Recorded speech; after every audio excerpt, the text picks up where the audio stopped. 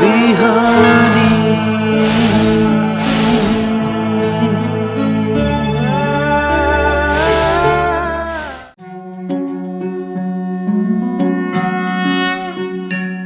ओम ब्रह्मानंदं परमसुखदं केवलं ज्ञानमूर्तिं द्वन्द्वातीतं गगनसदृशं तत्त्वमस्यादिलक्ष्यम् एकं नित्यं विमलमचलं सर्वधि साक्षिभूतं भावातीतं त्रिगुणरहितं सद्गुरुं तं नमामि।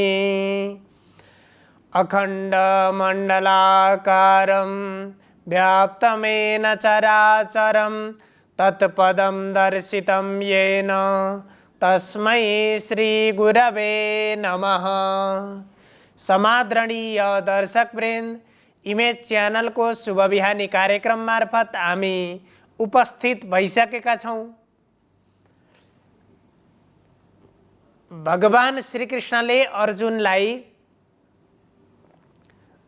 जुन ज्ञानको बारेमा, विज्ञानले सहित भएको ज्ञानको बारेमा उपदेश गर्नुभयो, त्यसपछि अर्जुनको मनमा उत्पन्न भएका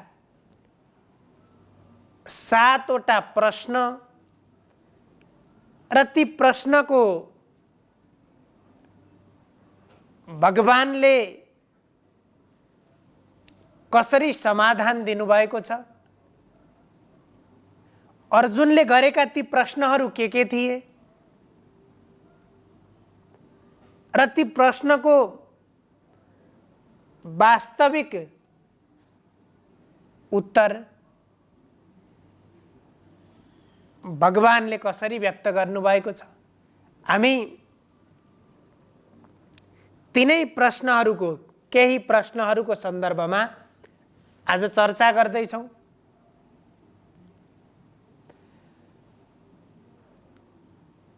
जुन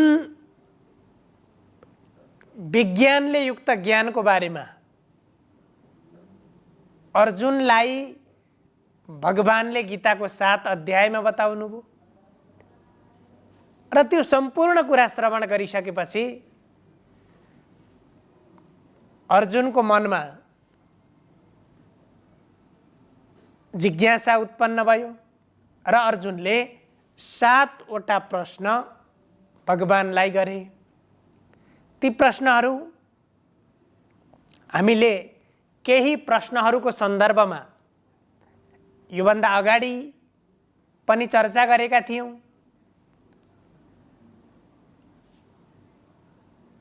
अर्जुनले गरेका प्रश्नहरू,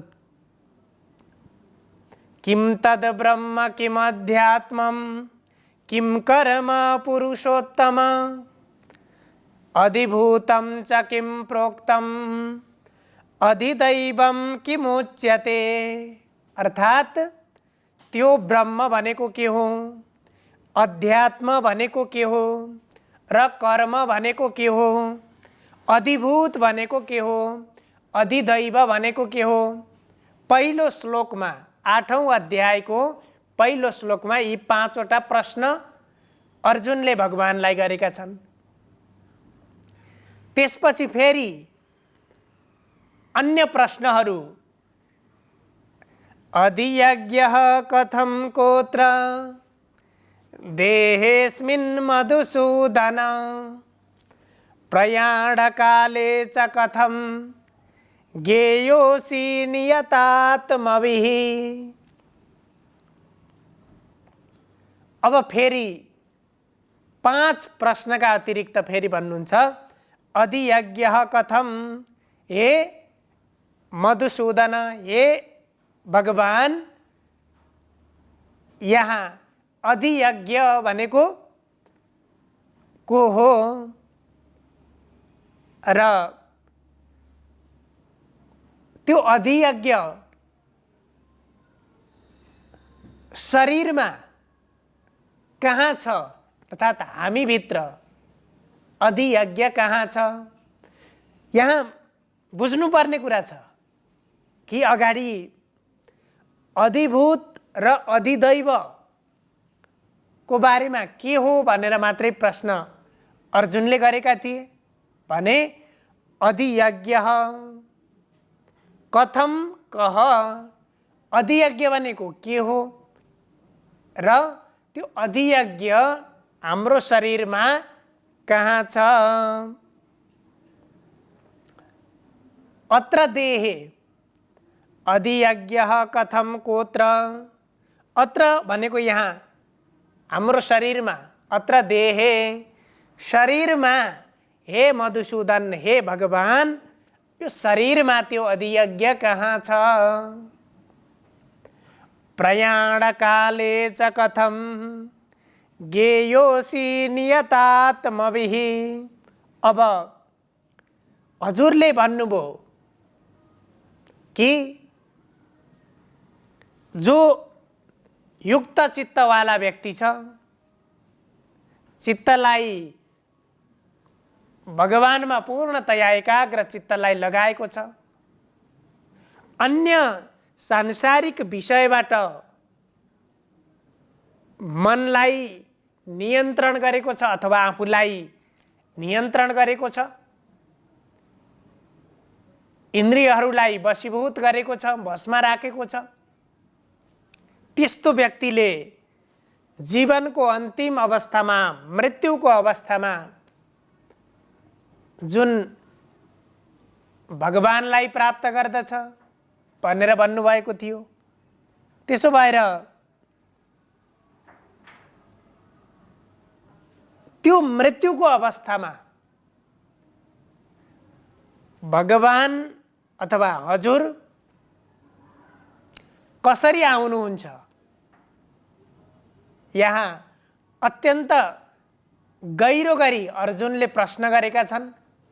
जुन प्रश्नको उत्तर श्रवण गरिसकेपछि हाम्रो मनमा उब्जिएको जिज्ञासा पनि सजिलै समाधान हुन्छ। यहाँ जुन कुरा 7औं अध्यायमा, गीताको 7 अध्यायमा भगवानले भन्नुभएको थियो, ब्रह्मको स्वरूप, अध्यात्मको स्वरूप, कर्मको स्वरूप र त्यसको साथसाथमा अधिभूत, अधिदैव र अधियज्ञको बारेमा, त्यो बताइसकेपछि, तिनको बारेमा बताइसकेपछि यहाँ त्यो अधियज्ञ भनेको के हो, अधियज्ञ मान्छेको हाम्रो शरीरमा कहाँ हुन्छ र त्यो अधियज्ञलाई साधकले साधना गरिसकेपछि त्यो अधियज्ञलाई प्राप्त गर्दछन् अथवा त्यो भगवानलाई प्राप्त गर्दछन्।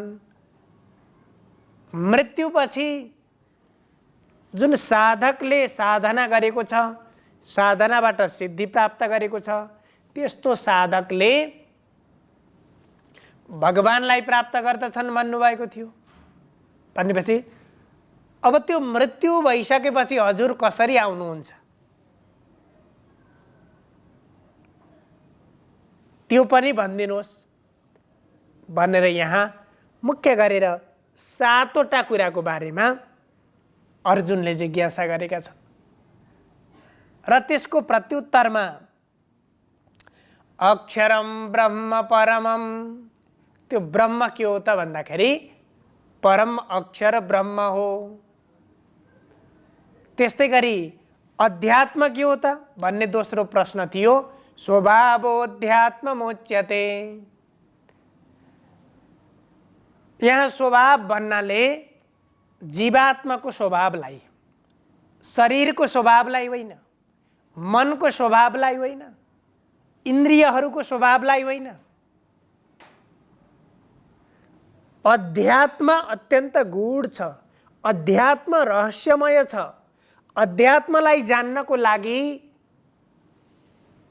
अध्यात्मलाई बोध गर्नको लागि त्यस कारण साधना र अभ्यास चाहिन्छ, त्यसको गहन चिन्तन चाहिन्छ। जसरी एउटा भौतिक वस्तुलाई भौतिक पदार्थलाई एकपटक हेरिसकेपछि सजिलै बुझ्न सकिन्छ, जान्न सकिन्छ, देख्न सकिन्छ। अध्यात्म त्यसरी चर्म चक्षु भन्दा पनि ज्ञान चक्षुबाट अरूलाई व्यक्त गर्ने विषय भन्दा पनि आफूले अनुभूत गर्ने, अनुभव गर्ने विषय हो। त्यसकारण यहाँ अध्यात्म के हो भन्ने प्रश्नको उत्तरमा भगवान श्री कृष्णले के भन्नुभयो? स्वभावोऽध्यात्ममुच्यते। स्वभावलाई अध्यात्म भनेर भनिन्छ। अब स्वभाव के को स्वभाव त भन्दाखेरि जीवात्माको स्वभाव। जीवात्मा कहाँ छ? हामीभित्र छ, हाम्रो शरीरभित्र छ। त्यही जीवात्माकै कारणले हामी विभिन्न कर्ममा क्रियाशील भइराखेका छौँ, हामी बोल्न सकेका छौँ, विभिन्न कामहरू गर्न सकेका छौँ। के को कारणले भन्दा त्यही आत्मा, त्यही जीवात्मा। हामीभित्र त्यो जीवात्मा भनेको चेतन तत्त्व हो, चेतन स्वरूपमा रहेको छ।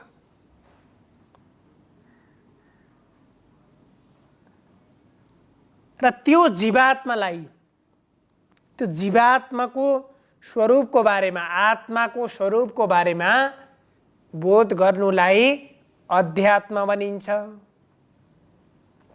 त्यो आत्माको स्वभाव, त्यो जीवात्माको स्वभावलाई अध्यात्म भनिन्छ। अब जीवात्मा कि आत्मा के हो, त्यसको धर्म कस्तो हुन्छ, त्यसको गुण कस्तो हुन्छ, अगाडि भगवान श्री कृष्णले भन्नुभयो, अजो नित्यः शाश्वतोऽयं पुराणो न हन्यते हन्यमाने शरीरे। न त्यो कहिल्यै जन्मिन्छ, त्यो सदैव यो संसारमा रहिरहन्छ। शाश्वत पदार्थ त्यही हो, त्यसलाई कसैले मार्न पनि सक्दैन, काट्न पनि सक्दैन। तर विनाशशील शरीरभित्र बसेको छ त्यो जीवात्मा, जसलाई नैनम छिन्दन्ति शस्त्राणि, विभिन्न शस्त्रहरूले त्यसलाई काट्न पनि सक्दैनन्। नैनम दहति पावकः, अग्निले, आगोले पनि त्यसलाई जलाउन सक्दैन। न चैनम क्लेदयन्त्यापो न शोषयति मारुतः, त्यसलाई जलले भिजाउन पनि सक्दैन, हावाले त्यसलाई सोच्न पनि सक्दैन, सुकाउन पनि सक्दैन। त्यस्तो विकार रहित पदार्थ आत्मा हो। अगाडि व्याख्या गर्नुभएको थियो दोस्रो अध्यायमा। र यहाँ अध्यात्म के हो भन्ने सन्दर्भमा स्वभाव, त्यो जीवात्माको स्वभावलाई वास्तवमा अध्यात्म भनिन्छ। अध्यात्मलाई जान्नु भनेको जीवात्माको स्वभावलाई जान्नु हो, जीवात्माको प्रकृतिलाई जान्नु हो। शरीर र जीवात्मा भिन्न भिन्न चिज हुन् भन्ने बारेमा बोध गर्नु नै अध्यात्मलाई जान्नु हो। भूतभावोद्भव करो विसर्गः कर्म संगितः। अब तेस्रो प्रश्न थियो कर्म के हो भन्दाखेरि यहाँ कर्मको बारेमा फेरि समाधान दिनुहुन्छ। र कर्म के हो त भनिसकेपछि यहाँ भएका भूत विभिन्न प्राणीहरूको भावको उत्पन्न, जुन प्राणीहरूको जुन भाव उत्पन्न हुन्छ त्यो भावलाई, त्यो पदार्थलाई, ती भावको उत्पन्न भएको त्यो भावलाई विसर्ग, त्यो भावलाई त्याग गर्नु। जसलाई विभिन्न प्राणीहरूको भावको उत्पन्न गर्नेवाला जुन त्याग छ त्यसलाई कर्म भनेको। सृष्टि, संसारको सृष्टि, स्थिति र संहार यो महत्त्वपूर्ण कर्म हो, यसलाई कर्म भनेर भनिन्छ। त्यसपछि अधिभूतं क्षरो भावः पुरुषस्याधिदैवतम् अधियज्ञो हमेवात्र देहे देहभृताम्बर। अब यहाँ फेरि भन्नुहुन्छ, त्यस 6औं प्रश्न थियो, अधिभूत भौतिक पाञ्चभौतिक जगत, भौतिक जगत र भौतिक शरीर, अधिभूतम क्षरो भावः। संसारमा जुन विनाशशील पदार्थ छ, नाशवान पदार्थहरू छन्, त्यसलाई अधिभूत भनेर भनियो। त्यस्तै गरेर पुरुषश्चाधिदैवतम, त्यसपछि उत्पत्ति विनाशशील धर्म भएका सम्पूर्ण पदार्थहरूलाई अधिभूत पदार्थ भनियो। र अधिदैव भनेको जसलाई शास्त्रमा हिरण्यगर्भ, प्रजापति, ब्रह्मा विभिन्न नामले व्यक्त गरिएको छ, त्यो पुरुष जो सृष्टिको कारण हो ब्रह्माजी। ब्रह्माजीलाई अधियज्ञ अधिदैव भनेर भनियो भने अधियज्ञो हमेवात्र। अधियज्ञ भनेको के हो त भन्दा अहम एव अत्र, म अधियज्ञ हुँ। देहे देहभृताम्बर, जो देहभृताम प्रत्येक शरीरधारी प्राणीहरूका प्रत्येक मनुष्यका हृदयमा अन्तर्हृदयमा बसेको वासुदेव स्वरूप। प्रत्येक प्राणीको हृदयमा, प्राणीभित्र प्राणीको अन्तरात्मामा गएर बसेको म, जसलाई अधिदैव भनेर अधियज्ञ भनेर भनियो। अर्जुनको प्रश्न थियो शरीरमा कहाँ छ भन्ने प्रश्न थियो भन्दाखेरि अधियज्ञो हमेवात्र देहे देहभृताम्बर, अहम एव अत्र, म त्यहाँ छु जुन अधियज्ञको रूपमा, र सम्पूर्ण शरीरमा वासुदेव हुँ र अन्तर्यामी स्वरूपले म अधियज्ञको रूपमा म शरीरमा प्रत्येक प्राणीको शरीरमा हृदयमा बसेको हुन्छु भनेर यहाँ देहधारीहरूमा जो श्रेष्ठ अर्जुनलाई अर्जुनले गरेका ती 7वटा प्रश्नको बारेमा भगवान श्रीकृष्णले यसरी उत्तर दिनुभयो। सर्वे भवन्तु सुखिनः, सर्वे सन्तु निरामया, सर्वे भद्राणि पश्यन्तु, मा कश्चित् दुःखभाग् भवेत्। हजुरहरूको दिन शुभ होस्। धन्यवाद।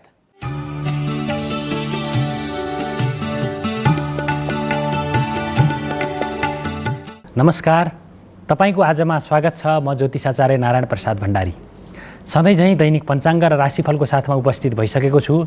सुरु गरौँ आजको पञ्चाङ्गबाट।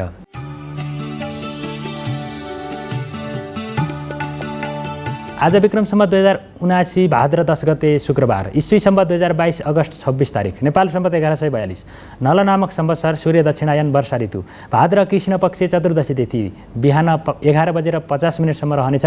तदुपरान्त औँसी तिथि सुरु हुनेछ। अश्लेषा नक्षत्र, परिघ योग, शकुनीकरण, आनन्दादि योगमा मृत्युयोग परेको छ। आज चन्द्रमा कर्कट राशिमा भ्रमण गर्नेछन्। आज बिहान 10:30 बजेदेखि मध्याह्न 12 बजेसम्म राहुकाल रहने भएकाले त्यस अवधिमा सम्भव भएसम्म कुनै पनि शुभ कार्यको थालनी नगर्नुहोला। आज दर्श श्राद्ध र निसी बार्ने दिन पनि हो। काठमाडौँमा सूर्योदय बिहान 5:39 भयो भने सूर्यास्त साँझ 6:31 हुनेछ। अब लागौँ 12वटा राशिहरूमा ग्रहहरूको प्रभाव आजको दिनमा के कस्तो रहनेछ भन्नेतर्फ। मेष राशि। मेष राशि हुनेहरूका लागि आजको दिन केही चुनौतीपूर्ण रहेको देखिन्छ। आजको दिनमा कार्यक्षेत्रमा विवाद उत्पन्न हुनेछ। गरेका आँटे ताकेका काममा सफलता प्राप्त गर्न नसकिने अवस्था रहेको देखिन्छ। शत्रु वर्ग अथवा तपाईँको कुभलो चाहने व्यक्तिहरूले तपाईँका काम बिगार्नको लागि अत्यन्तै प्रयत्न गर्नेछन् र उनीहरू सफल पनि हुनेछन्। त्यसै गरी आजको दिनमा स्वास्थ्य अवस्थामा कमजोरी आउनेछ अथवा समस्या देखा पर्नेछ, जसको कारणले गर्दाखेरि तपाईँका महत्त्वपूर्ण काम पनि पुरा गर्नको लागि कठिनाइ उत्पन्न हुने योग रहेको छ। वृष राशि। वृष राशि हुनेहरूका लागि आजको दिन अनुकूल रहेको देखिन्छ। काम गर्ने उत्साहमा वृद्धि हुनेछ, उमङ्गमा वृद्धि हुनेछ। आम्दानीका विभिन्न मार्गहरू अवसरहरू प्राप्त हुनेछन्। त्यसै गरी व्यापार व्यवसाय अथवा आफ्ना विभिन्न आर्थिक पक्षमा पनि सफलता प्राप्त गर्न सकिने समय रहेको देखिन्छ। त्यसै गरी आजको दिनमा स्वास्थ्य अवस्था अत्यन्तै अनुकूल भएर जानेछ। शत्रुहरूमाथि विजय प्राप्त गरेर उनीहरूका कदमहरूलाई नियन्त्रण गरेर अगाडि बढ्न सकिने योग रहेको देखिन्छ। त्यसै गरी साझेदारीमूलक कार्यहरूमा पनि सफलता प्राप्त गर्न सकिने योग रहेको देखिन्छ भने पारिवारिक जीवन र दाम्पत्य जीवन अत्यन्तै सुमधुर भएर अगाडि बढ्नेछ। त्यसै गरी आजको दिनमा भाग्य बलको पनि सकारात्मक प्रभाव रहनेछ। मिथुन राशि मिथुन राशि हुनेहरूका लागि आजको दिन केही चुनौतीपूर्ण रहेको देखिन्छ। आजको दिनमा गरिएका कामहरू अथवा गरिएका निर्णयहरू दीर्घकालीन रूपमा त्यसले नकारात्मक प्रभाव पार्न सक्ने सम्भावना रहेको हुनाले गर्दाखेरि महत्त्वपूर्ण फैसलाहरू निर्णयहरू आजको दिनमा नलिँदा राम्रो हुनेछ। त्यसै गरी आजको दिनमा बौद्धिक क्षमतामा पनि कमी आउनेछ। गरिएको मेहनत अनुसारको प्रतिफल प्राप्त गर्न नसकिने समस्या रहनेछ। त्यसै गरी कार्यक्षेत्रमा कार्य बोझको अवस्था रहनेछ। अत्यन्तै काम गर्ने उत्साहमा कमी आउनेछ। त्यसै गरी आजको दिनमा कुनै सानो लापरवाहीको कारणले गर्दाखेरि महत्त्वपूर्ण उपलब्धि गुम्ने त्यसबाट वञ्चित हुनुपर्ने अवस्था पनि रहनेछ भने खर्चमा अत्याधिक वृद्धि हुनेछ। अनावश्यक क्षेत्रमा खर्च हुने योग आजको दिनमा रहेको छ। कर्कट राशि कर्कट राशि हुनेहरूका लागि आजको दिन अनुकूल रहेको देखिन्छ। आजको दिनमा मनमा अत्यन्तै उत्साह उत्पन्न हुनेछ। शुभ खालका समाचारहरू खबरहरू प्राप्त गर्न सकिनेछ। त्यसै गरी आजको दिनमा विलासिताका वस्तुहरूमा मन जानेछ। आम्दानीको अवस्था अत्यन्तै मजबुत रहनेछ। खर्चको अवस्थामा पनि वृद्धि हुनेछ। भविष्यका लागि कुनै महत्त्वपूर्ण कामको जग बसाउने मौका पनि आजको दिनमा रहेको देखिन्छ भने स्वास्थ्य अवस्था पनि अनुकूल भएर जानेछ। सिंह राशि सिंह राशि हुनेहरूका लागि आजको दिन केही प्रतिकूल रहेको देखिन्छ। प्रेम जीवनमा अविश्वासको कारणले गर्दाखेरि सम्बन्धमा फाटो अथवा सम्बन्ध विच्छेदसम्मको अवस्था देखा पर्नेछ। दाम्पत्य जीवनमा असमझदारी बढेर जानेछ। मनमुटाव उत्पन्न हुनेछ। त्यसै गरी आजको दिनमा पारिवारिक सदस्यहरूमा स्वास्थ्य समस्या सिर्जना हुनेछ। धनमाल चोरी हुन सक्ने सम्भावना पनि रहेको देखिन्छ भने आफूले गरेका कामको उचित मूल्याङ्कन नहुने, कसैबाट अपमानित हुनुपर्ने, प्रिय व्यक्तिलेबाट नै तपाईँको आलोचना गर्ने समय पनि रहेको देखिन्छ। त्यसै गरी आजको दिनमा गरेका कामहरूमा विलम्ब हुने अथवा आँटे ताकेका कामहरू पुरा गर्न नसकिने समस्या रहनेछ। कन्या राशि कन्या राशि हुनेहरूका लागि आजको दिन अनुकूल रहेको देखिन्छ। आजको दिनमा आम्दानीको अवस्था अत्यन्तै मजबुत भएर जानेछ। गरेका मेहनतहरू सार्थक भएर जानेछन्। अध्ययन अध्यापनको क्षेत्र तथा नयाँ खोज अनुसन्धानको क्षेत्रमा पनि सफलता प्राप्त गर्न सकिने समय रहेको देखिन्छ भने प्रतिस्पर्धी विरोधीहरू अथवा आफ्नो कुबलो चाहनेहरू व्यक्तिहरू आफै पछाडि पर्नेछन्। उनीहरूले तपाईँका कामको बाट चकित हुनेछन्। त्यसै गरी आजको दिनमा मान सम्मान प्राप्त गर्न सकिनेछ। कसैबाट उपहार प्राप्त गर्न सकिने समय पनि रहेको देखिन्छ भने विलासिताका वस्तुहरूमा पनि मन जानेछ। कृषि कार्य, जग्गा जमिन सम्बन्धी कारोबारबाट पनि मनज्ञ रूपमा आर्थिक लाभ प्राप्त गर्न सकिने समय आजको दिनमा रहेको छ। तुला राशि तुला राशि हुनेहरूका लागि आजको दिन अनुकूल रहेको देखिन्छ। आजको दिनमा राज्य पक्षबाट मान सम्मान प्राप्त गर्न सकिने, पदोन्नति हुन सक्ने, जागिरमा सरुवा हुन सक्ने अवसर पनि रहनेछ। त्यसै गरी आजको दिनमा यात्राको अवसर प्राप्त हुनेछ। धार्मिक सांस्कृतिक क्षेत्रमा भ्रमणको योग रहेको देखिन्छ भने सेवामूलक कार्यहरूबाट आत्मसन्तुष्टि प्राप्त हुने योग पनि रहेको देखिन्छ। दाजुभाइको सम्बन्ध अत्यन्तै सुमधुर भएर जानेछ। त्यसै गरी आजको दिनमा शुभ खालका समाचार प्राप्त हुनेछन् जसको कारणले गर्दाखेरि मन अत्यन्तै दङ्ग फुरुङ्ग बन्नेछ। वृश्चिक राशि हुनेहरूका लागि आजको दिन केही चुनौतीपूर्ण रहेको देखिन्छ। आजको दिनमा बोलीको कारणले गर्दाखेरि विवादमा पर्नुपर्ने अवस्था रहेको देखिन्छ भने आर्थिक कारोबारमा पनि नोक्सानीको अवस्था सिर्जना हुनेछ। व्यापार व्यवसायमा गिरावट आउनेछ। त्यसै गरी आम्दानीका अवसरहरू गुम्नेछन्। सानो लापरवाही गल्तीको कारणले गर्दाखेरि ठुलो नोक्सानीको अवस्था बेहोर्नुपर्ने अवस्था रहनेछ। त्यसै गरी स्वास्थ्यमा पनि विभिन्न खराबीहरू देखा पर्नेछन्। विश्वास गरिएका व्यक्तिहरूबाटै असहयोग प्राप्त हुनेछ। त्यसैले गर्दाखेरि आजको दिनमा विचलित नभइकन अगाडि बढ्नुहोला। धनु राशि हुनेहरूका लागि आजको दिन प्रतिकूल रहेको देखिन्छ। यात्राको क्रममा विभिन्न खालका समस्याहरू देखा पर्नेछन्। बोलीको कारणले गर्दाखेरि विवाद उत्पन्न हुने, नजिकका व्यक्तिहरू चिडिने र सम्बन्धमा खराबी आउने समस्या रहेको देखिन्छ। त्यसै गरी आजको दिनमा स्वास्थ्य अवस्थामा केही कमी आउनेछ। प्रेम जीवनमा दरार उत्पन्न हुनेछ। दाम्पत्य जीवनमा विभिन्न खालका असमझदारी बढेर जानेछन्। त्यसै गरी आजको दिनमा धनमाल चोरी हुन सक्ने सम्भावना पनि रहेको देखिन्छ भने खर्चमा अनावश्यक वृद्धि हुनेछ। मुद्दा मामिला र बेकारका वाद विवादहरूमा संलग्न हुनुपर्ने समय आजको लागि रहेको छ। मकर राशि मकर राशि हुनेहरूका लागि आजको दिन अनुकूल रहेको देखिन्छ। शुभ खालका समाचारहरू सुन्न प्राप्त गर्न सकिनेछ। मान सम्मान प्राप्त हुनेछ। गरेका कामको उचित मूल्याङ्कन हुनेछ। रमाइलो र लाभदायक यात्राको योग रहेको देखिन्छ। मिष्ठान्न भोजन प्राप्तिको योग रहेको देखिन्छ भने विलासिताका वस्तुहरूमा मन जानेछ। खर्चमा वृद्धि भए पनि आम्दानीको अवस्था अत्यन्तै मजबुत रहनेछ। कुम्भ राशि कुम्भ राशि हुनेहरूका लागि आजको दिनमा स्वास्थ्य अवस्था मजबुत रहनेछ। अनुकूल रहनेछ। मुद्दा मामिला वाद विवादहरूबाट छुटकारा प्राप्त गर्न सकिनेछ। न्यायिक निर्णयहरू तपाईँको पक्षमा आउनेछन्। प्रशासनिक कार्य अथवा सरकारी कामहरू पुरा भएर जानेछन्। त्यसै गरी आजको दिनमा भूमि भवन वाहनको कारोबारबाट मनज्ञ रूपमा आर्थिक लाभ प्राप्त गर्न सकिनेछ भने दाजुभाइको सहयोगबाट गरिएका कामबाट दाजुभाइको सहयोग अथवा प्रेरणा हौसला सुझाव लिएर गरिएका कामहरूबाट थप सफलता प्राप्त गर्न सकिने योग आजको दिनमा रहेको छ। मीन राशि मीन राशि हुनेहरूका लागि आजको दिन मध्यम खालको रहेको देखिन्छ। आजको दिनमा पारिवारिक असमझदारी बढेर जानेछ। बोलीको कारणले गर्दाखेरि विवाद उत्पन्न हुनेछ। आय आर्जनको अवस्था कमजोर रहनेछ। व्यापार व्यवसायमा नोक्सानीको अवस्था सिर्जना गर्नुपर्ने अवस्था रहेको छ। तथापि आजको दिनमा सेवामूलक कार्यहरू, धार्मिक कार्यहरू, राजनीतिक कार्यहरूमा संलग्न हुनेहरूले भने उनीहरूले आफ्ना कामबाट उचित मूल्याङ्कन प्राप्त गर्नेछन्। उचित मान सम्मान प्राप्त गर्न सक्ने समय रहेको देखिन्छ। यो त थियो तपाईँको आज अन्तर्गत रहेर 12वटा राशिहरूमा ग्रहहरूको प्रभाव के कस्तो रहेको छ भनेर त्यसको संक्षिप्त जानकारी प्रस्तुत गऱ्यौँ। राशिफलमा बताइएको जुन फल छ, ग्रहजन्य जुन प्रभाव छ, त्यसलाई प्राप्त गर्नको लागि हाम्रा कर्महरू पनि उत्तिकै जिम्मेवार रहन्छन्। हामीले सकारात्मक कर्म गऱ्यौँ भने राशिफलमा अथवा ग्रहजन्य जुन दुष्प्रभाव छ त्यसलाई केही कमी न्यूनीकरण गर्न सकिन्छ भने सकारात्मक फललाई अझ बढोत्तरी, अझ प्रभावशाली रूपमा प्राप्त गर्न पनि सकिन्छ। त्यसकारणले गर्दाखेरि हामी कर्मप्रति कटिबद्ध र प्रतिबद्ध भएर सकारात्मक सोच र चिन्तनका साथ अगाडि बढ्यौँ भने पक्कै पनि हाम्रा ग्रहजन्य प्रभावलाई थोरै भए पनि पन्छाएर अगाडि बढ्न सकिनेछ। यति भन्दै तपाईँहरूको सबैको दिन मङ्गलमय रहोस्। म पनि बिदा हुन्छु। नमस्कार।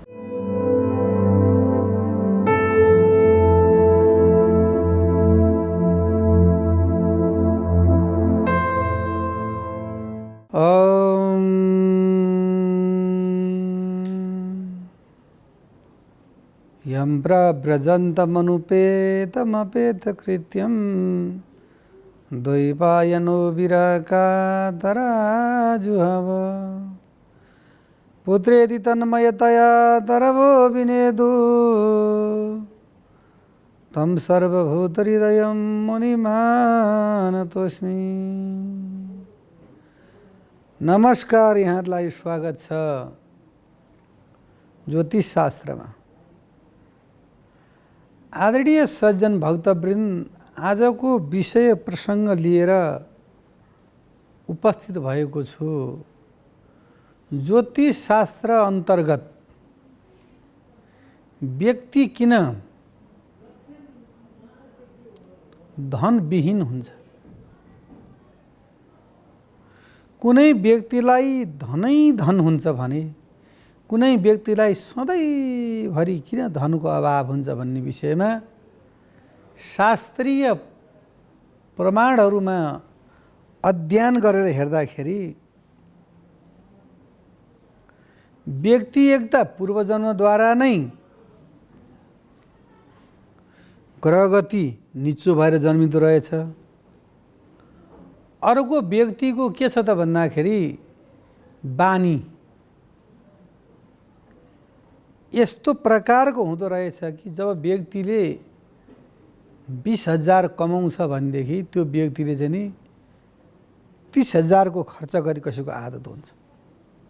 त्यो शास्त्रीय कुरो भन्दैछु।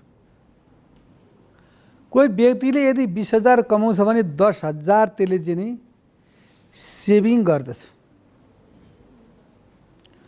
अनि एक वर्षमा उसले 10,000 मात्रै सेभिङ गर्दै गयो भने त 10,100 1,20,000 त भयो नि। यसै गरी उसले चाहिँ 10 वर्ष सेभिङ गर्यो भने त 1 करोड भयो नि उसको पैसा। त्यस कारणले हाम्रो सबभन्दा ठुलो भारतीय संस्कृतिमा, भारत संस्कृति भनेको भारतको इन्डियाको भनेको होइन, हाम्रो नेपालको संस्कृति, भारतवर्षीय भारतखण्डे यो संस्कृतिमा सबैभन्दा ठुलो धन भनेको चाहिँ नि गोधन रहेछ। गोधन, गो भनेको गाई। अहिले पनि ठुल्ठुला विद्वान डक्टरहरूले, पाइलटहरूले, टियुका प्रोफेसरहरूले गाई पालन गर्नुभएको छ। हजुर हामी चाहिँ 10-20 हजारको जागिर पाउने बित्तिकै कोही पनि दुःख काम गर्दैनौँ। बिहानभरि गाईको सेवा गर्ने, भगारो सोर्नी, दुध दुनी, अनि टक्क नुहाइधुवाइ गरेर अनि कपडा लिएर गएर अनि त्यहाँ तपाईँको लगाएर गएर अनि त्यहाँ चाहिँ नि टक्क चाहिँ नि लेक्चर दिने। एक त गौ माताको गोबरको गन्धले हाम्रो शरीरमा भएका त्यो टक्सिनहरू, सम्पूर्ण नराम्रा चाहिँ चिजहरूलाई चाहिँ नि त्यसले चाहिँ हरण गर्दछ। त्यो सुगर भएको व्यक्तिले 10-15 मिनट त्यो गौशालामा गएर घुम्नुपर्छ। र पहिलाको समयमा साबुन, सेम्पू, सरफ केही पनि थिएन। भगारो सोर्यो, खरानी माटाले हात धोयो, त्यसैले चाहिँ नि खान्थे। खोइ त्यतिखेर त यस्तो धेरै रोग व्याधि भए पनि थिएन। अब अहिले खाली साबुनको प्रयोग छ, तैपनि चाहिँ हैजा फैलिया छ, यता कोरोना फैलिया छ, यता के भएको छ।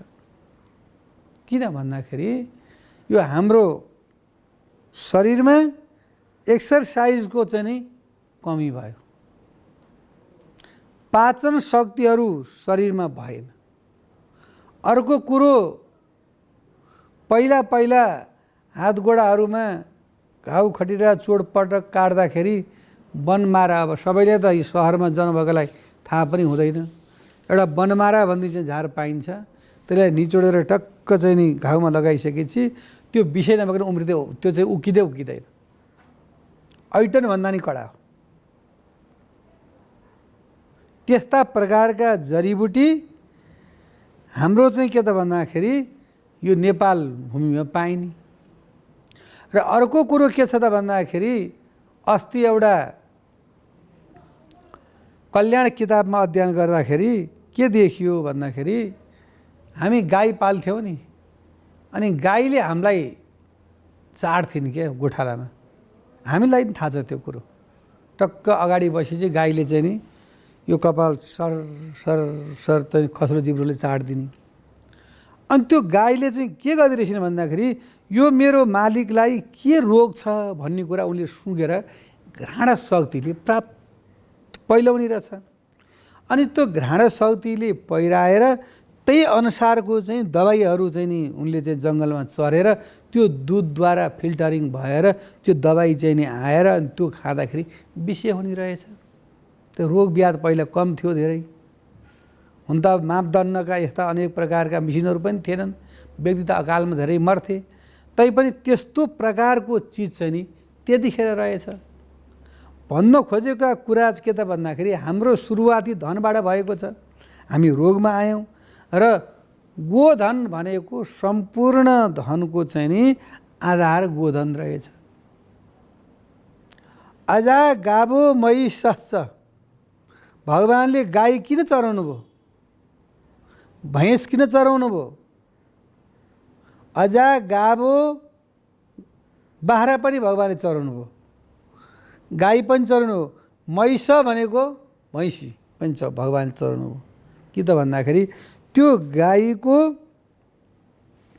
दुधद्वारा हाम्रो शरीर पुष्टि हुन्छ र त्यो गाईलाई माता भनेको कारण त्यो भएर हो।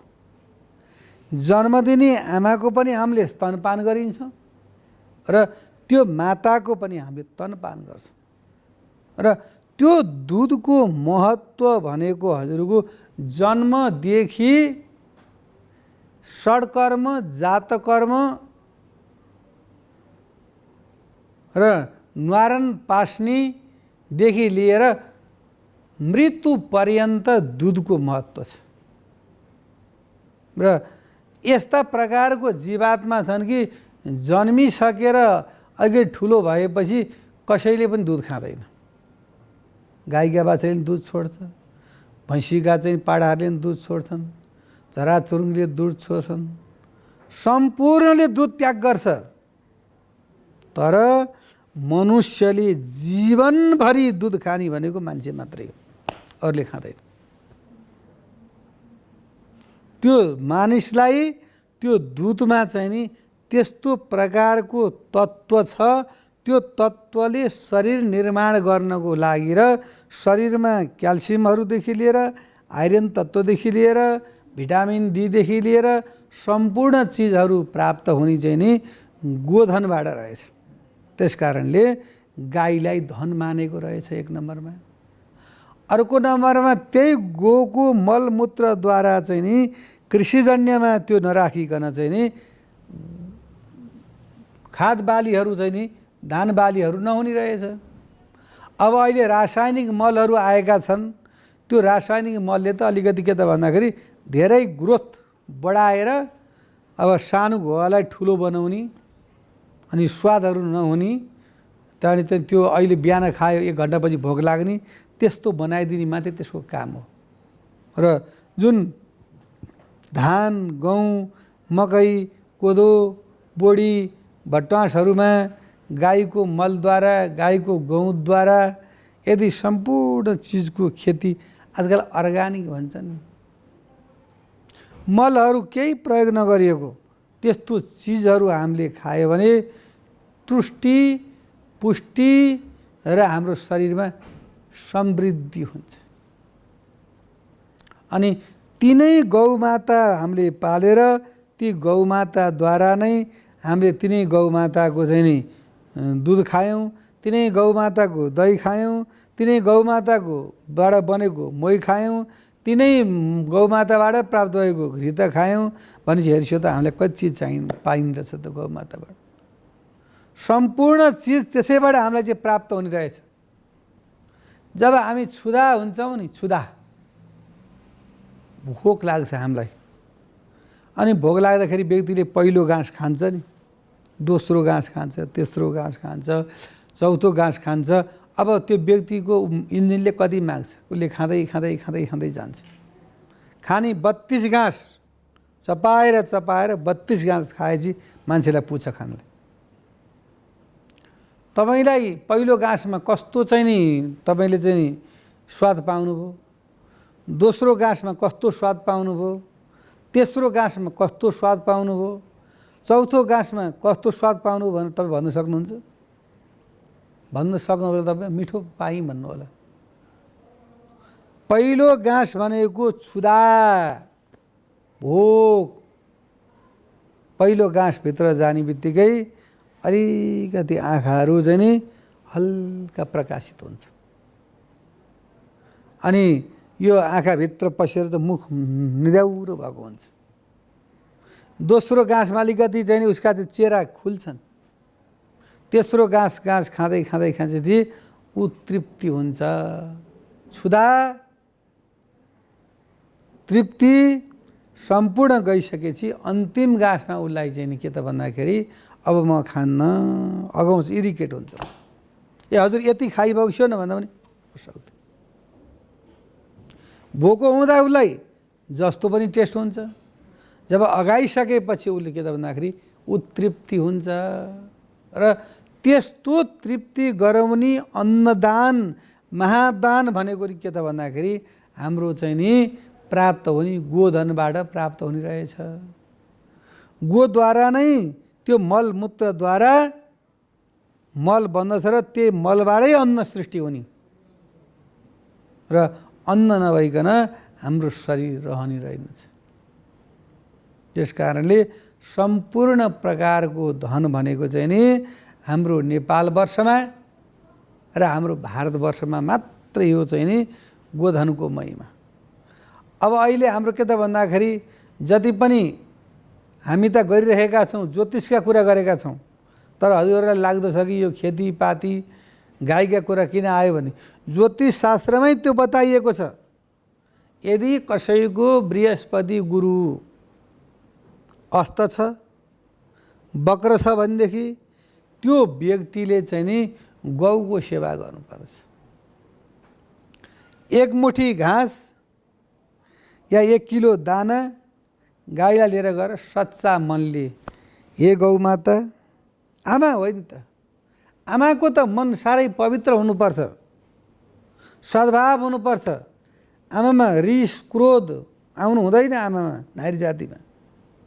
त्यस कारणले प्रभु मैले माताको, पिताको, सखा बन्धुको पितृ कार्यहरू, श्राद्धहरू मैले केही पनि गर्न सकिनँ, म असमर्थ भएँ, म दुखित भएँ भनेदेखि उसले चाहिँ नि 1 मुठी घाँस भए पनि प्रेम सद्भावले गरेर चाहिँ नि गौमातालाई खिलाइदियो भनेदेखि गौमाताका शरीरमा 33 कोटी, 33,000 होइन, 33 लाख होइन, 33 करोड होइन, 33 कोटी देवताहरू चाहिँ नि निवास गर्नुभएको छ। सिंहमा बस्नुभएको छ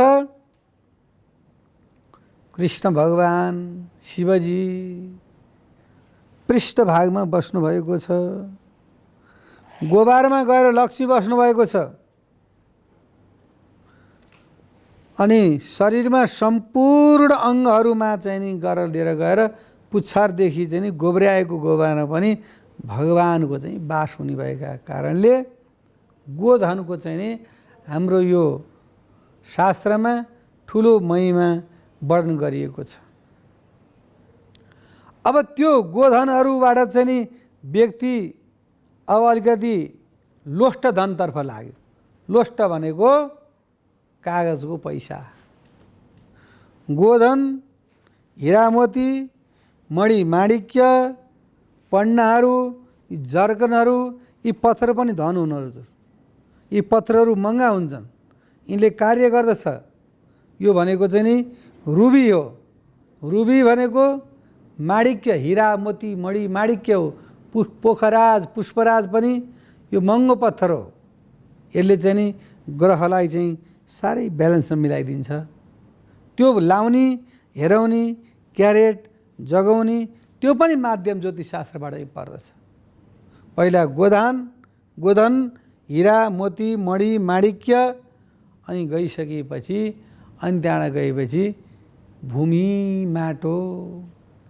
त्यो भूमि माटोबाट उर्वरा भएको अन्न नै यो मानव चोलालाई चाहिँ यो संसारमा एउटा चाहिँ के त भन्दाखेरि प्राणेश्वर भगवानलाई चाहिँ नि दिनेवाला शक्ति त्यसमा छ। हजुर जागिरे हुनुहुन्छ, 2-3 लाख महिनाको कमाउनुहुन्छ, यसमा कोही सन्देह छैन, गाडी घोडा पनि छन्, तर पैसा त हजुर खानुहुन्न, फलफुलै खानुहुन्छ, अन्नै खानुहुन्छ। त्यो कहाँबाट आउँछ त भन्दाखेरि भूमिबाट आउँछ। त्यो भूमिमा सिंचित गर्ने खाद मल चाहिँ नि गौमाताबाट आउँछ। त्यस कारणले अहिले हाम्रा सम्पूर्ण जग्गाहरू बाँझो हुन लागे। विडम्बना दुःखको कुरा छ। ज्योतिषशास्त्रबाट यस्ता कुरा आउन त आयो, ज्योतिषशास्त्रमा पनि त्यो कुरा लेखेको छ। कलिका अन्तिममा गएर व्यक्तिहरू कर्म गर्ने छैनन्, सुख शैलमा बस्ने छन्। बिहान खान पाए बेलुकाको महत्त्व छैन। बेलुका जे गरे नि गरौँला, बेलुका खायो भने बिहानको देखा जाएला भन्ने छ। र व्यक्तिले त्यस्तो गर्नु हुँदैन है। ज्योतिषशास्त्रले भन्छ त्यो गर्नु भनेको नराम्रो हो। र दुःख पर्दा, भूकम्प आदि, जडादि, दुखादि र अनेक प्रकारका समयमा चाहिँ नि त्यो धनको सदुपयोग गरेर राख्नुपर्छ। अहिले त व्यक्तिले बैंक ब्यालेन्स यो चाहिँ नि अनेक प्रकारको ई सेवा कता पैसा राख्छ नि व्यक्तिले। तर परापूर्व कालमा भनेको चाहिँ नि धन भनेको राय कलत्रम पशव सुतादयो क्रियामयी कुञ्जर कोशभूतय सर्वेथ मिथ्या क्षणभङ्गुरायुषम कुर्वन्ति मर्तस्य क्रियत प्रियम चल। उनता गाई, धन, सम्पत्ति, कलत्र भनेको पत्नी, श्रीमतीलाई कलत्र भन्छ। कलधारो थाहा छ हजुरहरूलाई? त्यो 3-4 जनाको घरको बिचमा राखेको धारो भनेको झगडिया हो। मेरो पालो भुत्ला बुत्ती हुन्छ त्यसमा। हाम्रो पो सहरमा चाहिँ घरै पछि चाहिँ नि फ्ल्याटै पछि धाराहरू हुन्छन् र त्यो समस्या हुँदैन। तर गाउँघरमा चाहिँ 5-7वटा घरको एउटा चाहिँ धारो हुन्छ, त्यसको नाम कलधारो हो। पत्नी पनि त्यस्तै हो, कलत्र भनेको संस्कृत भाषामा कलत्र भन्छ। आज यो चाहियो भन्छन्, भोलि यो चाहियो भन्छन्, पर्सि यो चाहियो भन्छन्।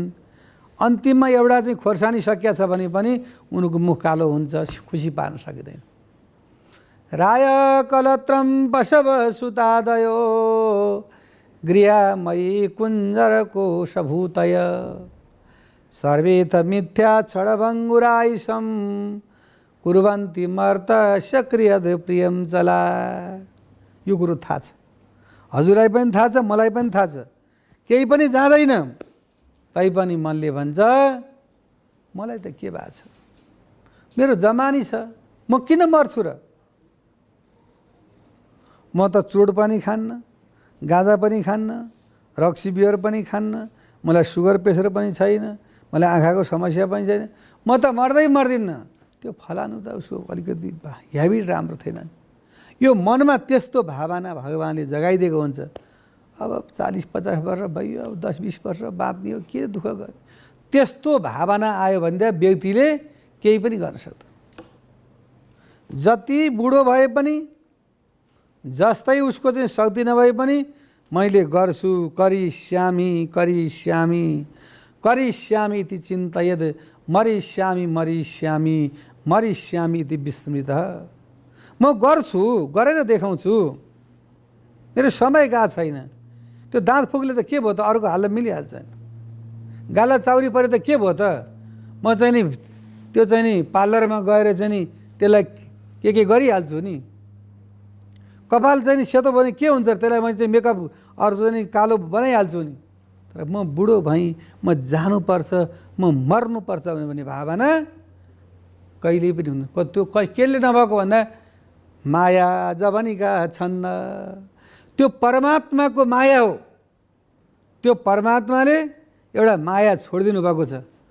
म जस्तो राम्रो को छ, म जस्तो विद्वान को छ र, म जस्तो शक्ति सम्पन्न को छ र। बाणीमा अहमता, घमण्डता, रूपमा लावण्यमा चाहिँ नि घमण्डता, त्यो कसले गराउँछ। त्यो चाहिँ नि अविवेकी व्यक्तिले, त्यो शरीरमा जसको बुद्धि विवेक हुँदैन त्यस्ता व्यक्तिले चाहिँ नि त्यस्तो कर्म चाहिँ गर्दछन्। र यो सत्सङ्ग जस्तै पनि हो, यो वैदिक प्लस वैज्ञानिक प्लस ज्योतिष शास्त्रमा आधारित भएको यो विषय प्रसङ्गबाट बिदा हुन चाहन्छु। हस्त नमस्कार। शुभ बिहानी।